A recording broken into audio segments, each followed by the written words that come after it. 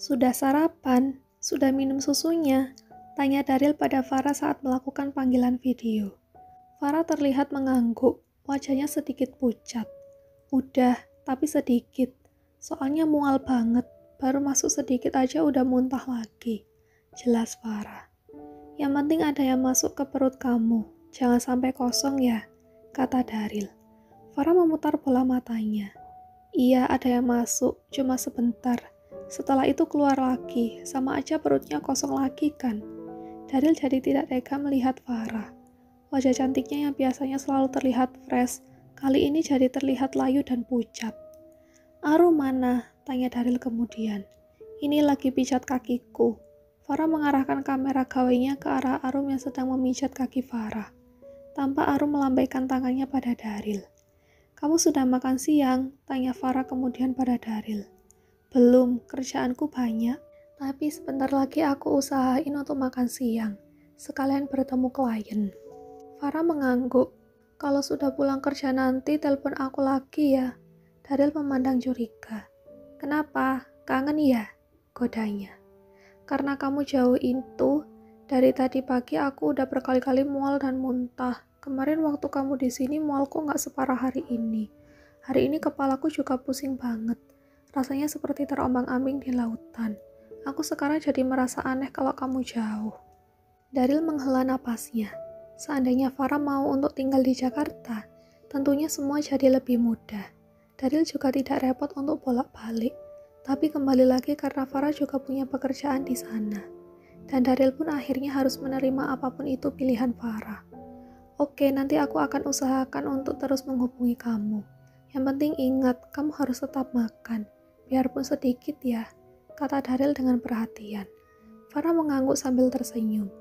Daryl pun menyudahi panggilan videonya. Tak berselang lama, Lisa masuk ke ruangan Daryl sambil membawa sebuah kotak. Maaf Pak, ini ada titipan untuk Bapak, kata Lisa sambil meletakkan kotak tersebut di atas meja kerja Daryl. Ini apa Lis? Tanya Daryl bingung sambil meraih kotak itu.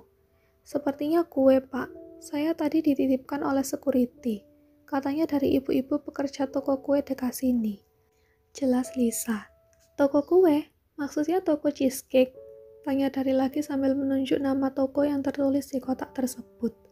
Lisa mengangguk. Betul Pak, ini gratisan. Untuk saya. Lagi Daryl masih belum percaya. Iya gratisan Pak, katanya spesial untuk Pak Daryl. Begitu isi pesannya tadi. Saya heran kenapa tumben ibu-ibu di sana memberi kue gratisan begini. Makin heran lagi katanya spesial untuk Bapak. Jangan-jangan ada sesuatu ya? Daryl tampak berpikir sejenak. Tadi pagi saya sempat mampir ke sana sebelum ke kantor. Cuma untuk beli satu potong cheesecake. Saya dengar rasa cheesecake di sana terkenal enak. Maunya saya jadikan perbandingan dengan cheesecake yang ada di Resto Heaven milik saya. Dan ternyata toko itu dikelola sama ibu-ibu rumah tangga. Mereka kerjasama membangun toko kue. Dan kuenya memang rekomen buat saya. Daryl mengelus dagunya tanpa berpikir lagi. Tapi nggak nyangka juga kalau dikirim kue lagi ke sini. Malahan gratis. Apa mereka mau promosi? Mungkin karena Bapak ganteng jadinya dapat kue gratisan lagi, Pak. Celetuk Lisa. Ganteng? Daryl mengernyit.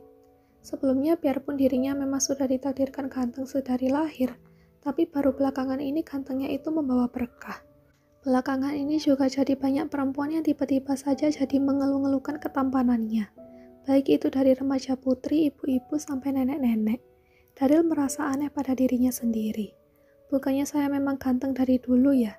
Daryl menyugar rambutnya. Kembali narsis. Iya sih Pak, tapi kalau saya lihat-lihat hari ini aura Bapak lebih bagus daripada sebelumnya. Mungkin karena baru pulang dari Bali Pak, jadi dapat refreshing sebentar kan? Jawab Lisa. Daryl tertegun sejenak karena mendengar kata-kata Lisa. Ia berpikir kalau biasanya juga ia bolak-balik ke Bali untuk mengunjungi keluarganya di sana. Tapi tidak pernah seperti sekarang ini. Rasanya sekarang kaum perempuan jauh lebih ramah lagi padanya. Bagi Daryl ini ancaman. Takut dirinya terhanyut lagi. Dan lupa akan tanggung jawabnya pada Farah. Tapi kalau saya ingat-ingat, dulu waktu ibu saya sedang hamil adik saya, bapak saya juga sering tiba-tiba dapat keberuntungan gitu, Pak. Waktu itu juga bapak saya sering dapat gratisan. Selain itu banyak cewek-cewek juga yang kejar bapak saya. Ibu sampai marah-marah waktu itu. Kata orang itu karena bawaan bayi. Tapi setelah adik saya lahir, bapak saya jadi biasa lagi. Gak ada tuh cewek-cewek yang deketin bapak saya. Jelas Lisa. Bawaan bayi, Daryl sedikit kaget. Kenapa Lisa tiba-tiba memberi contoh dengan pengalaman bapaknya?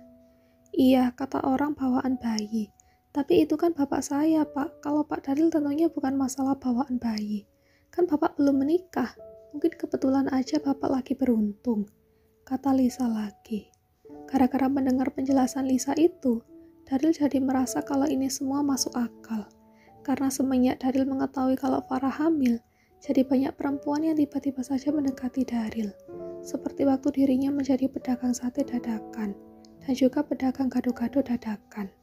Kalau begitu saya permisi dulu, Pak, kata Lisa kemudian. Tunggu, ini kuenya buat kamu aja. Kamu bagi ke yang lain juga ya, kata Daryl sambil meraih kotak kue itu dan menyerahkannya pada Lisa.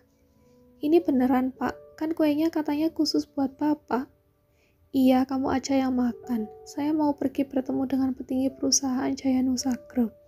Mudah-mudahan kali ini kerjasama kita deal. Lisa melirik jam di tangannya. Masih ada waktu 1 jam. Apa saya perlu ikut juga, Pak? Tanya Lisa. Daryl berpikir sejenak. Iya, kamu ikut. Lisa mengangguk, lalu segera keluar dari ruangan Daryl sambil membawa kotak kue tersebut. Sampai di luar ruangan, Lisa langsung membagikan kue tadi pada rekan-rekan di kantornya. Semua tentu saja senang karena dapat kue enak yang gratisan. Dan kaget juga begitu tahu kalau toko kue itu memberinya secara gratis kepada pemimpin perusahaan ini. Mungkin cuma promosi. Siapa tahu mereka bisa kerjasama dengan perusahaan besar ini. Itu pemikiran mereka. Setelah Lisa membagikan kue gratis tadi, ia segera bersiap-siap untuk menyiapkan keperluan untuk bertemu dengan rekan bisnis perusahaan. Daryl pun pergi dengan Lisa ke sebuah resto yang dijanjikan sebagai tempat pertemuan. Sambil menunggu rekan bisnis itu datang, Daryl dibuat heran lagi begitu dirinya duduk di resto tersebut. Ada banyak mata kaum hawa memperhatikan dirinya. Daryl sempat bingung dan merasa kalau ada yang aneh pada wajahnya. Memangnya ada yang aneh di muka saya, Liz? Tanya Daryl pada Lisa. Tidak ada, Pak, jawab Lisa sambil menggelengkan kepalanya. Terus kenapa cewek-cewek itu pada ngeliatin saya? Daryl menunjuk dengan dagunya. Ada kumpulan perempuan muda yang sedari tadi memperhatikannya. Yang di sana juga sama. Daryl menunjuk ke arah lain. Tempat para ibu-ibu sosialita yang juga terus memperhatikannya dengan gaya khas seperti sedang menggosip. Mungkin mereka iri sama saya, Pak, celetuk Lisa. Hah? Iya, mereka pasti iri sama saya karena saya bisa berdampingan dengan laki-laki setaman Bapak, kata Lisa. Daryl tampak berpikir, apa ini benar gara-gara ketampanan Daryl yang bertambah makanya para perempuan jadi seperti itu memperhatikan Daryl? Atau bisa jadi seperti yang Lisa menjelaskan tadi, karena bawaan bayi. Masih menjadi teka-teki untuk Daryl sampai saat ini. Tak berselang lama, perwakilan dari Jaya Nusa Group akhirnya datang. Ternyata perwakilannya adalah seorang perempuan, dan baru Daryl mengetahui kalau perempuan ini adalah istri dari pemilik perusahaan tersebut. Terjadi obrolan beberapa saat, sampai akhirnya perempuan itu menyatakan kalau menyetujui untuk bekerja sama dengan perusahaan Daryl.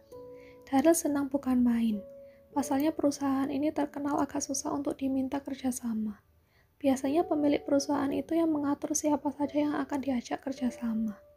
Tapi tadi entah mengapa si pemilik perusahaan memberikan kebebasan kepada istrinya untuk menyetujui atau tidaknya kerjasama ini. Dan jawabannya tentu saja membuat Daryl ingin berlompat kegirangan. Senang bisa bekerja sama dengan perusahaan besar seperti Harrison Corporation. Saya cukup kaget kalau pemimpinnya ternyata masih cukup muda, kata Maria, istri dari pemilik perusahaan Jaya Nusa Group. Saya juga sangat senang. Ini pastinya jadi kesempatan langka karena saya sudah beberapa kali mengajukan kerjasama pada Jaya Nusa Group. Tapi baru kali ini deal, ucap Daryl. Oh ya, memangnya sudah berapa kali? Tanya Maria. Daryl menoleh ke arah Lisa, meminta jawabannya. Dan Lisa memberi kode tanda 3 kali. Oh, sudah 3 kali kami ajukan. Dan baru sekarang diterima. Ini semua tentunya berkat Anda, jelas Daryl. Ah, bukan apa-apa. Lagi pula saya juga tidak punya alasan lagi untuk menolak. Siapa yang tidak tahu Harrison Corporation? Apalagi sekarang hotelnya sudah banyak di Eropa. Maria lalu mengedipkan satu matanya ke arah Daryl. Daryl sedikit kaget, tapi demi profesionalisme kerja, Daryl hanya membalasnya dengan senyuman. Yang penting kerjasama antar dua perusahaan ini sudah deal, jadi Daryl aman.